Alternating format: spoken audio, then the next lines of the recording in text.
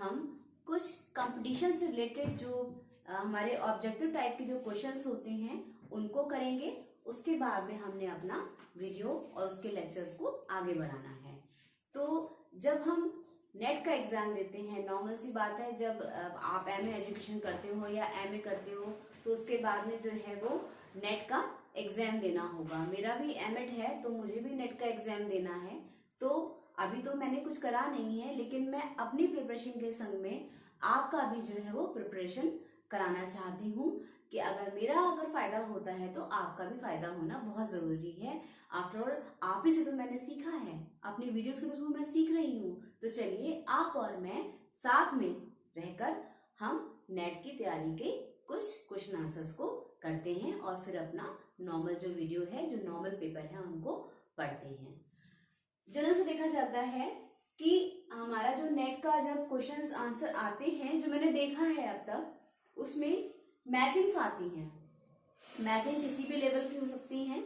हमारा जो एजुकेशन का पेपर होता है उसमें भी मैचिंग्स ही आती हैं और बहुत ज्यादा आती हैं।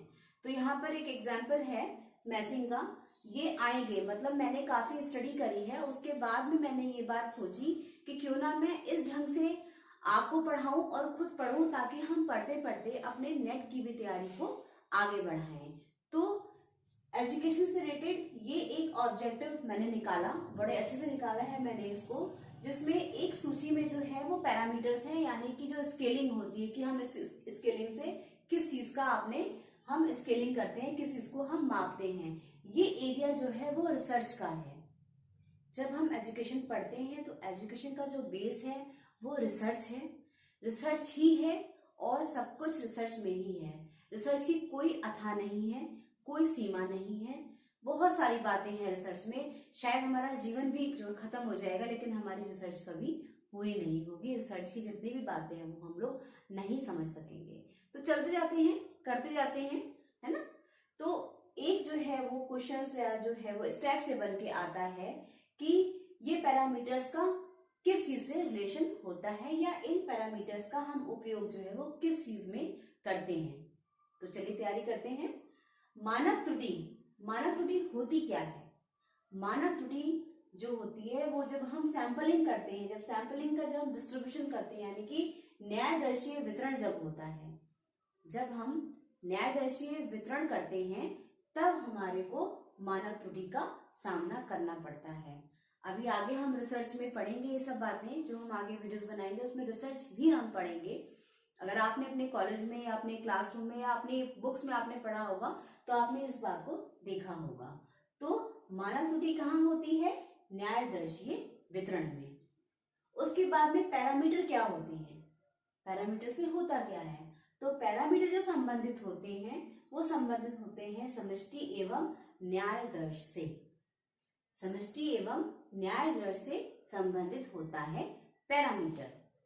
फिर ये डिटर्मिनेशन गुणांक होता क्या है? तो डिटर्मिनेशन गुणांक जो होता है वो होता है सहसंबंध गुणांक। कोरिलेशन जो गुणांक होता है तो उसे डिटर्मिनेशन गुणांक कहते हैं। ये गुणांक सहसंबंध में ही प्रयोग किया जाता है। उसके बाद डिग्री ऑफ फ्रीडम, ये डिग्री ऑफ फ्रीडम होता है प्रसरण का विश्लेषण। ये रिसर्च का जो एरिया होता है, उसमें जो स्टैटिक्स आती है, ये उससे रिलेटेड आपके क्वेश्चन को हमने देखा है। और मैंने इस क्वेश्चन को कई बुक्स में देखा है कि ये इस टाइप का क्वेश्चन आए हैं। तो हमने भी अपने वीडियोस में ऐसे ही क्वेश्चंस को लेना है जो कि हमको कंपटीशन की तैयारी करवाए, हम उसको जो है कंपटीशन को पार कर सके, हम अपने कंपटीशन को सक्सेस कर सके, उसमें हम सक्सेस हो सके। तो फिर से हम रिपीट करते हैं। मानक त्रुटि कहाँ होती है? जब हम न्यायदर्शीय वितरण करते हैं। पैरामीटर्स क्या होते हैं? समष्टि एवं न्यायदर्श से संबंधित होते हैं। डिटर्मिनेशन गुणांक सहसंबंध गुणांक होता है और डिग्री ऑफ फ्रीडम जो है वो प्रसरण का विश्लेषण होता है। नेट में सेकंड क्वेश्चन कुछ इस टाइप से भी बन के आते हैं कि एग्जाम्पल मैं दे रही हूं, जैसे कि एक अनुसंधानकर्ता चरों x तथा y में सहसंबंध गुणांक 0.17 प्राप्त किया, यानी कि किसी भी अनुसंधानकर्ता ने x या y चरों में सहसंबंध गुणांक 0.17 प्राप्त किया होता है पॉइंट के बाद में कोई और नंबर भी दे दिया जाए, लेकिन एक एग्जाम्पल है कि पॉइंट 17 प्राप्त किया। इसका अर्थ यह है कि दोनों चरों में साझा प्रसरण का प्रतिशत क्या होगा, तो होगा इसका प्रतिशत 70%। भाई जब पॉइंट 17 प्राप्त करा है तो उसका प्रतिशत पॉइंट 17 ही या 70% ही होगा। ऐसे क्वेश्चंस भी आते हैं। कुछ इस टाइप के भी क्वेश्चंस आते हैं कि प्रयोगात्मक तथा एक्स पोस्ट फैक्टो अनुसंधान साझा नहीं होती। कहाँ साझा नहीं होती?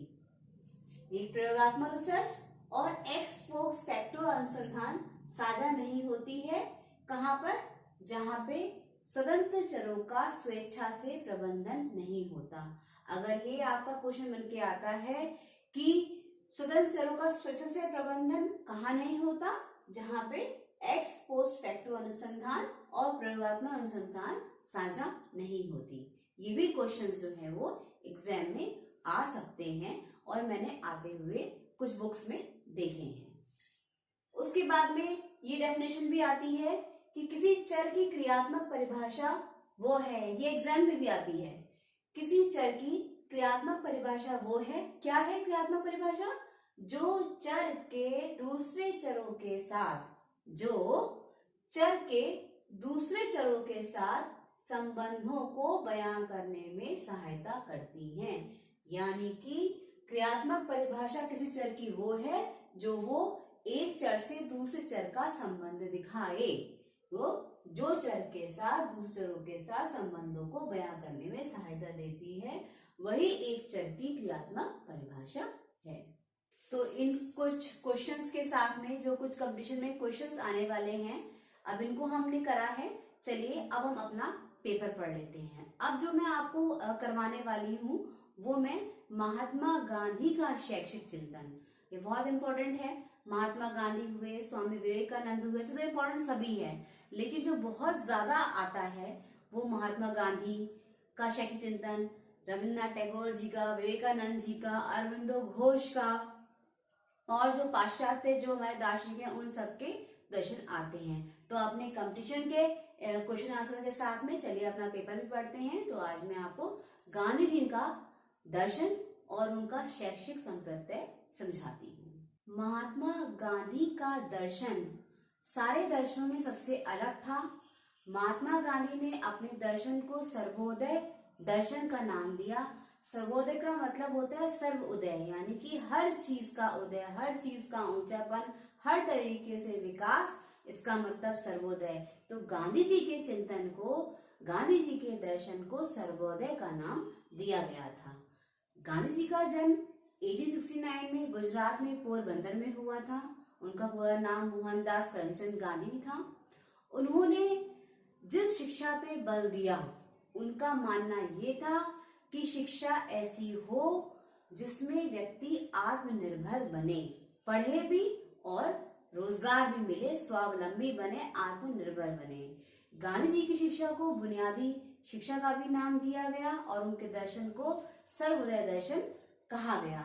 गांधी जी गीता में विश्वास रखते थे और गीता में कर्म पे बल दिया गया है ना। कर्म कर, कहते ना गीता में, तू कर्म कर, फल की इच्छा मत कर, कर्म कर, तुझे काम करना है हे मनुष्य, तुझे अपना कर्म करते रहना है जब तक सफलता तुझे हाथ ना लग जाए। तो गांधी जी के दर्शन को सर्वोदय दर्शन का नाम दिया गया।